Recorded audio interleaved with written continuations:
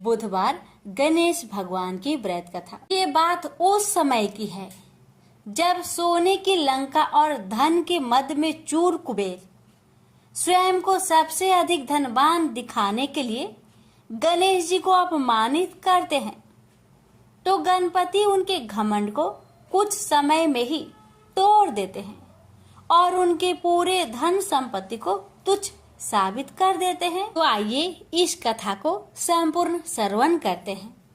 ब्रह्मा जी के आशीर्वाद से गंधर्व कुबेर के पास सबसे अधिक धन और स्वर्ण था। इसके प्रदर्शन के लिए उन्होंने सोने की लंका बनवाई, जिसके बाद में उनके सौतेले भाई रावण ने हड़प लिया था। सोने की लंका बनवाने के बाद कुबेर अपने धन का प्रदर्शन करना चाहते थे। इसके लिए उन्होंने शिव जी को लंका में आमंत्रित करने का सोचा।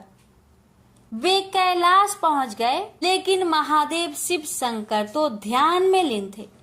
थोड़े देर बाद उनकी आंखें खुली तो वे कुबेर को देखकर उनकी मन की बात जान गए।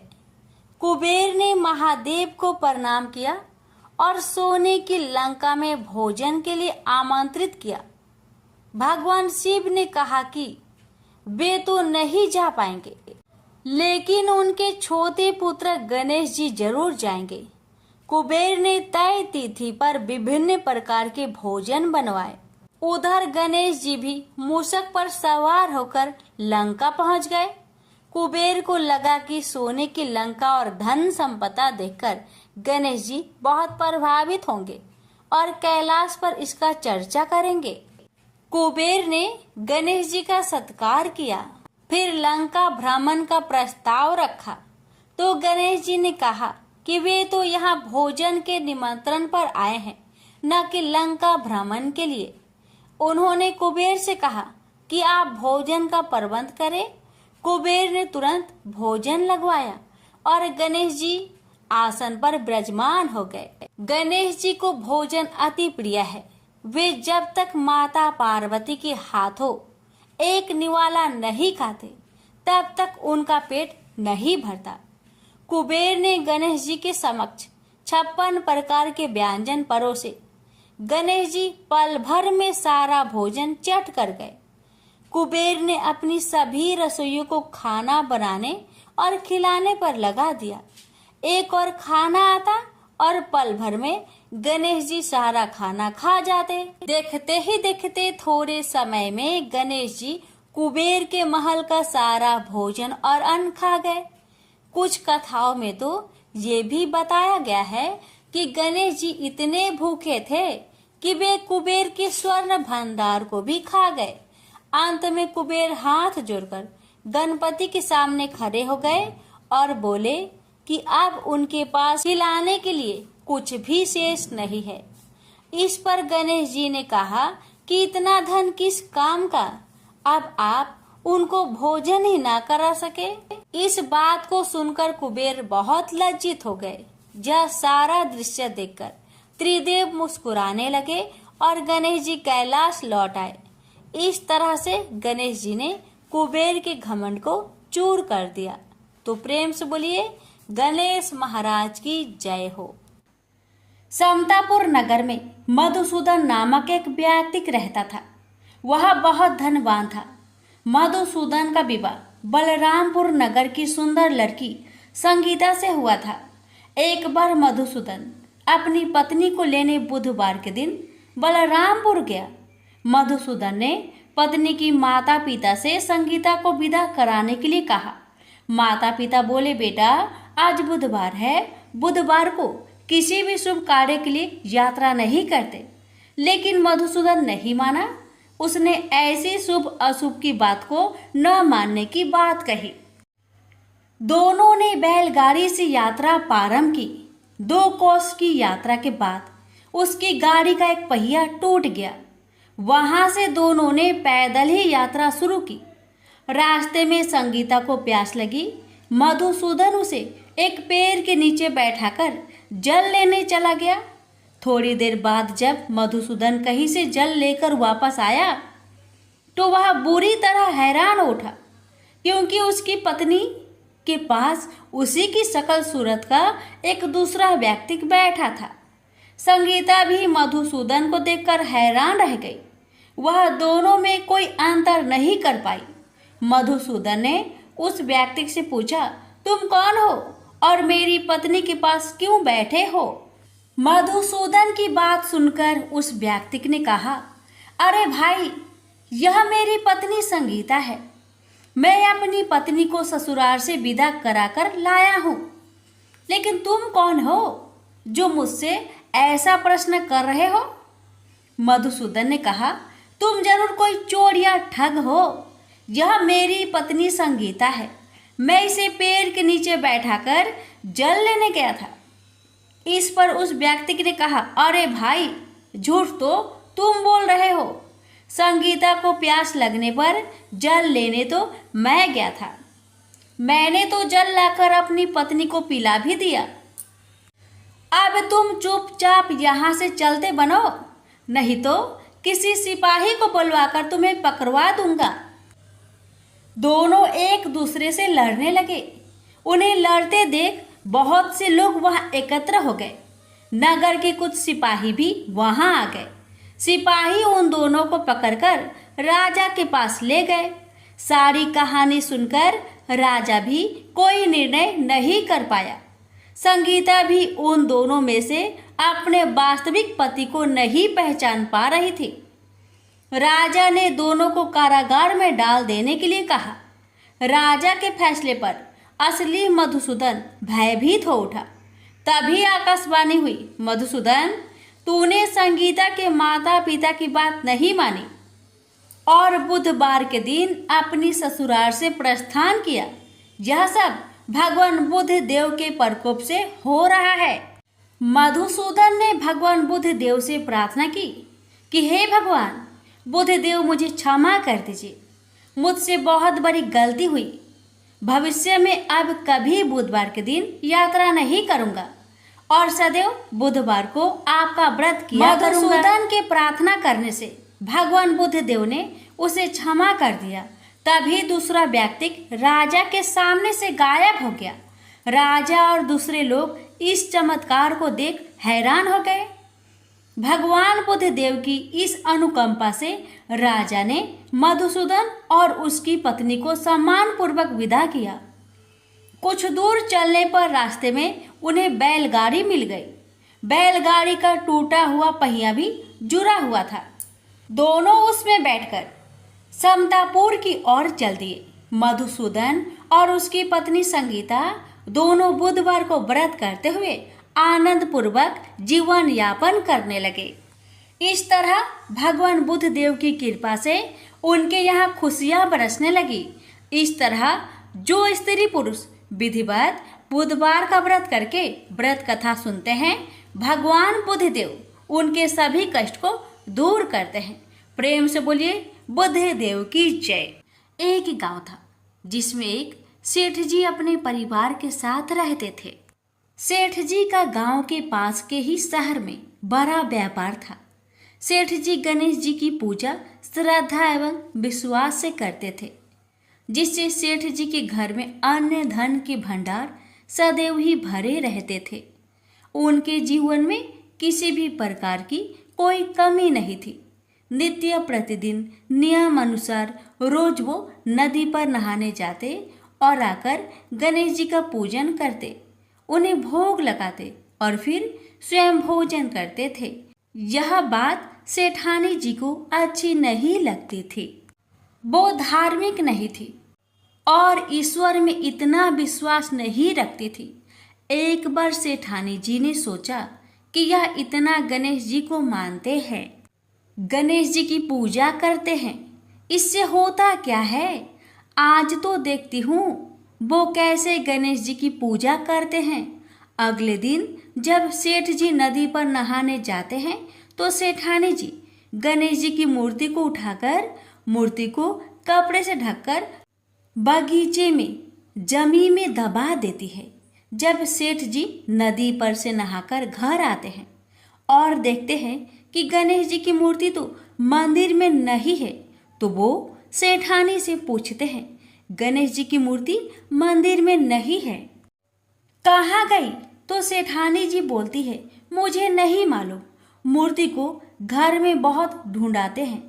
उस दिन क्योंकि वो गणेश जी को भोग नहीं लगा पाए, इसके लिए सेठ जी ने अन्न जल का भी त्याग कर दिया और गणेश जी से प्रार्थना करने लगे, हे प्रभु, लगता है आप मुझसे रुष्ट हो गए हो और कहीं चले गए हो। आप अपनी कृपा दृष्टि मुझ पर बरसाइए। ये प्रभु, मुझे दर्शन दीजिए। सेठ जी ने मन ही मन सोचा कि आपसे जब तक आप मुझे मिल नहीं जाते, मुझे दर्शन नहीं दे देते, तब तक मैं अन्न जल का त्याग करता हूँ। उस दिन पूरा निकल गया। रात्रि में सेठ जी की भक्ति से प्रसन्न होकर गणेश जी भगवान ने सपने में गणेश जी भगवान एक छोटे से चूहे के साथ खेल रहे होते हैं और चूहे को खाने को लड्डू देते हैं। चूहा लड्डू लेकर बगीचे में जाता है और जमीन को खोदता है और लड्डू वहीं डाल देता है।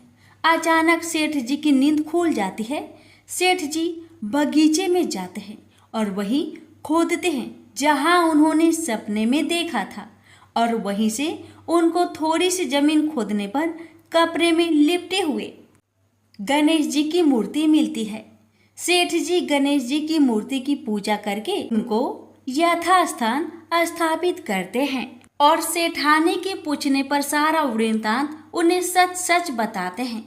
बात जानकर सेठानी जी को आश्चर्य होता है और सेठानी जी मन ही मन श्रद्धा एवं विश्वास से गणेश जी भगवान की भक्त बन जाती है और सेठ जी से कहती है कि मुझसे बड़ा भारी अपराध हो गया है। अब हम दोनों पति पत्नी प्रेम सहित गणेश जी भगवान की आराधना करेंगे एवं उनकी पूजा में कभी कोई कमी नहीं आने देंगे। यह सुनकर सेठ जी अत्यधिक प्रसन्न हो जाते हैं और दोनों पति पत्नी गणेश जी भगवान को धन्यवाद करते हैं। जय बोलो, गणेश जी भगवान की जय हो, सदा ही जय हो। प्रभु अपनी अनुकंपा सेठ सेठानी के समान ही हम सभी पर बनाए रखना। कहानी सुनने वालों की सभी मनोकामनाएं पूर्ण करना। एक बार गणेश जी एक बहुत सुंदर गांव से गुजर रहे थे। इस गांव के खेत हरे भरे थे। सुबह का समय था। ठंडी पवन का आनंद लेते हुए गणेश जी मूषक पर सवार होकर चले जा रहे थे। इतने में वह एक खेत से गुजरे तो आनंदवश फसलों में हाथ फिरा दिया। गणेश जी के ऐसा करने से उस फसल के कुछ दाने हाथ में आ गए। अब गणेश जी को पछतावा हुआ कि उन्होंने तो चोरी कर ली। भले ही उन्होंने जानबूझकर नहीं चुराया, लेकिन अब फसल के दाने तो उनके हाथ में आ गए। गणेश जी ने गिने तो वह 12 थे। अब गणेश जी ने उस खेत के मालिक को खोजा और उन सेठ जी के यहाँ 12 साल की नौकरी पर लग गए। एक दिन सेठानी राख से हाथ धोने लगी तो गणेश जी ने सेठानी का हाथ पकड़कर मिट्टी से हाथ धुलवा दिया। सेठानी ने सेठ जी से शिकायत की और कहा कि देखो, नौकर ने मेरा हाथ पकड़ लिया। सेठ जी ने गणेश को बुलाकर पूछा कि तुमने सेठानी का हाथ क्यों पकड़ा? गणेश जी ने बोला कि मैंने तो बस ये कह रहा था कि राख से हाथ धोने से घर की लक्ष्मी नाराज होकर घर से चली जाती है और मिट्टी से हाथ धोने से आती है। सेठ जी ने सोचा कि गणेश ठीक कह रहा है। थोड़े दिनों बाद कुंभ का मेला आया। सेठ जी ने कहा, गणेश, सेठानी को कुंभ के मेले में स्नान करा के ले आओ। सेठानी किनारे पर बैठकर नहा रही थी तो गणेश जी उनका हाथ पकड़कर आगे डुबकी लगवा लाए। घर आकर सेठानी ने सेठ से कहा कि गणेश ने तो मेरी इज्जत ही नहीं रखी और इतने सारे आदमियों के बीच में मुझे घसीटकर आगे पानी में ले गए। तब सेठ जी ने गणेश जी से पूछा कि ऐसा क्यों किया? तो गणेश जी ने कहा कि सेठानी किनारे बैठकर गंदे पानी से नहा रही थी, तो मैं आगे अच्छे पानी में डुबकी लगवा कर ले आया। इससे अगले जन्म में बहुत बड़े राजा और राजपाट मिलेगा। सेठ जी ने सोचा कि गणेश ठीक कह रहा है। एक दिन घर में पूजा पाठ हो रही थी, हवन हो रहा था। सेठ जी ने गणेश को कहा कि जाओ सेठानी को बुलाकर ले आओ। गणेश सेठानी को बुलाने गए तो सेठानी काली चुनरी ओढ़कर चलने लगी, तो गणेश जी ने काली चुनरी फाड़ दी और कहा कि लाल चुनरी ओढ़ के चलो। सेठानी नाराज होकर सो गई। सेठ जी ने आकर पूछा क्या बात है, तो सेठानी बोली कि गणेश ने मेरी चुनरी फाड़ दी। सेठ जी ने गणेश को बुलाकर बहुत डांटा, तो गणेश जी ने कहा पूजा पाठ में काला वस्त्र नहीं पहनते हैं, इसलिए मैंने लाल वस्त्र के लिए कहा। काला वस्त्र पहनने से कोई भी शुभ काम सफल नहीं होता है। फिर सेठ जी ने सोचा कि गणेश है तो समझदार। एक दिन सेठ जी पूजा करने लगे तो पंडित जी ने बोला कि वो गणेश जी की मूर्ति लाना भूल गए, अब क्या करें। तो गणेश जी ने बोला कि मेरी कोई मूर्ति बनाकर विराजमान कर लो, आपके सारे काम सफल हो जाएंगे। यह बात सुनकर सेठ जी को भी बहुत गुस्सा आया और वे बोले कि तुम तो अब तक सेठानी से ही मजाक करते थे, मेरे से भी करने लगे। तो गणेश जी ने कहा मैं मजाक नहीं कर रहा हूँ, मैं सच बात कह रहा हूँ।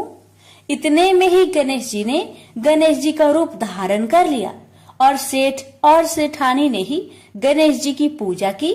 पूजा खत्म होते ही गणेश जी अंतर ध्यान हो गए। सेठ सेठानी को बहुत धोखा हुआ और उन्होंने कहा कि हमारे पास तो गणेश जी रहते थे और हमने उनसे इतना काम करवाया। तो गणेश जी ने सपने में आकर सेठ जी को कहा कि आपके खेत में से मैंने 12 अनाज के दाने तोड़ लिए थे, उसी का दोष उतारने के लिए मैंने आपके यहाँ काम किया था। सेठ जी की करोड़ों की माया हो गई। हे गणेश जी महाराज, जैसा सेठानी को दिया वैसा सबको देना, कहते को सुनते को और सारे परिवार को दे देना। जय श्री गणेश जी। एक बार पथवारी माता पाल और विनायक जी में झगड़ा हो गया। सब आपस में स्वयं को बड़ा बताने लगे। इतने में एक ब्राह्मण का लड़का आया। पाल पथवारी गजानन जी ने उसे रोका और कहा लड़के रुक जा और हमारा न्याय कर। लड़का बोला मैं कल वापस आऊंगा तब न्याय करूंगा। घर आकर लड़के ने माँ से कहा माँ मुझे कल पाल पथवारी माता विनायक जी का न्याय चुकाना है।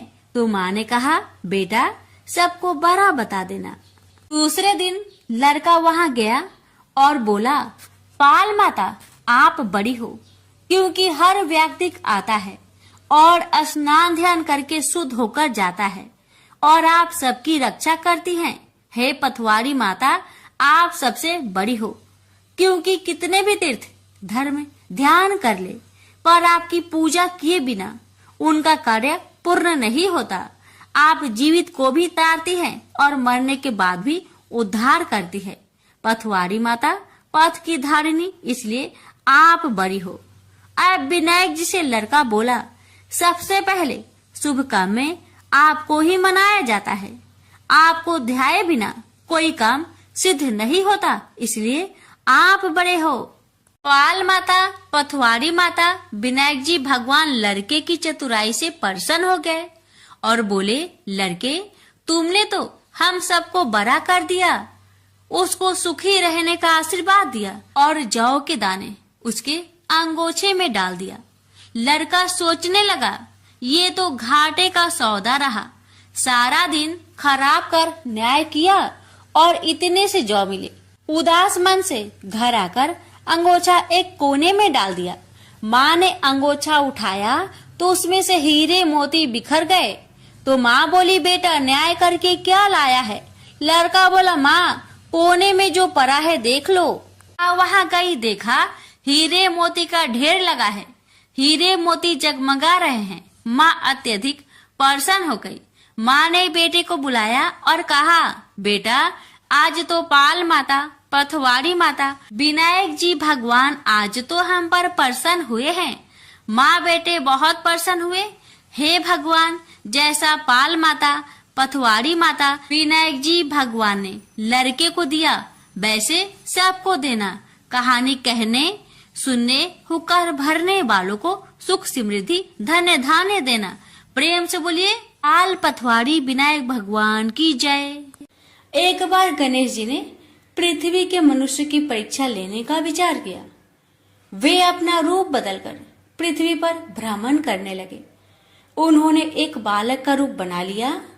एक हाथ में एक चम्मच में दूध ले लिया और दूसरे हाथ में एक चुटकी चावल ले लिए और गली गली घूमने लगे। साथ ही साथ आवाज लगाते चल रहे थे, कोई मेरे लिए खीर बना दे, कोई मेरे लिए खीर बना दे। कोई भी उन पर ध्यान नहीं दे रहा था, बल्कि लोग उन पर हंस रहे थे। वे लगातार एक गांव के बाद दूसरे गांव इसी तरह चक्कर लगाते हुए पुकारते रहे, पर कोई खीर बनाने के लिए तैयार नहीं था। सुबह से शाम हो गई, गणेश जी लगातार घूमते रहे। एक बुढ़िया थी, शाम के वक्त अपनी झोपड़ी के बाहर बैठी हुई थी। तभी गणेश जी वहां से पुकारते हुए निकले कि कोई मेरी खीर बना दे, कोई मेरी खीर बना दे। बुढ़िया बहुत कोमल हृदय वाली स्त्री थी।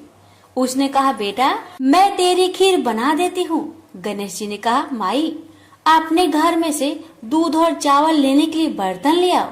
बुढ़िया एक कटोरी लेकर जब झोपड़ी के बाहर आई तो गणेश जी ने कहा, अपने घर का सबसे बड़ा बर्तन लेकर आओ। बुढ़िया को थोड़ी झुलझुलाहट हुई, पर उसने कहा, चलो बच्चे का मन रख लेती हूँ। और अंदर जाकर वह अपने घर का सबसे बड़ा पतीला लेकर बाहर आई। गणेश जी ने चम्मच से पतीले में दूध उड़ेलना शुरू किया। तब बुढ़िया के आश्चर्य की सीमा न रही। जब उसने देखा दूध से पूरा पतीला भर गया है, एक के बाद एक वह बर्तन झोपड़ी से बाहर लाती गई और उसमें गणेश जी दूध भरते चले गए। इस तरह से घर के सारे बर्तन दूध से लबालब भर गए। गणेश भगवान ने बुढ़िया से कहा, मैं स्नान करके आता हूँ, तब तक तुम खीर बना लो, मैं वापस आकर खाऊंगा। बुढ़िया ने पूछा, मैं इतनी सारी खीर का क्या करूंगी? इस पर गणपति जी बोले, सारे गांव को दावत दे दो। बुढ़िया ने बड़े प्यार से मन लगाकर खीर बनाई। खीर की भीनी भीनी मीठी मीठी खुशबू चारों दिशाओं में फैल गई। खीर बनाने के बाद वह हर घर में जाकर खीर खाने का न्योता देने लगी। लोग उस पर हंस रहे थे। बुढ़िया के घर में खाने को दाना नहीं और यह सारे गांव को खीर खाने की दावत दे रही है। लोगों को कौतूहल हुआ और खीर की खुशबू से लोग खींचे चले आए। लो, सारा गांव बुढ़िया घर में इकट्ठा हो गया। जब बुढ़िया की बहू को दावत की बात मालूम हुई, तब वह सबसे पहले वहां पहुंच गई। उसने खीर से भरे पतीलों को जब देखा तो उसके मुंह में पानी आ गया। उसे बड़ी जोर से भूख लगी हुई थी। उसने एक कटोरी खीर निकाली और दरवाजे के पीछे बैठकर खाने को तैयार करने लगी। इसी बीच एक छींटा गिर गया और गणपति जी का भोग लग गया और वो प्रसन्न हो गए। अब पूरे गांव को खाने की दावत देकर बुढ़िया वापस अपने घर आई। उसने देखा बालक वापस आ गया था। बुढ़िया ने कहा, बेटा, खीर तैयार है, भोग लगा लो। गणपति जी बोले, माँ, भोग तो लग चुका है, मेरा पेट पूरी तरह से भर गया है, मैं तृप्त हूँ, अब तू खा, अपने परिवार और गांव वालों को खिला। बुढ़िया ने कहा, यह तो बहुत ज्यादा है, सबका पेट भर जाएगा, इसके बाद भी यह बच जाएगी। उस बची खीर का मैं क्या करूँगी? इस पर गणेश जी बोले, उस बची खीर को रात में अपने घर के चारों कोनों में रख देना। और बुढ़िया ने ऐसा ही किया।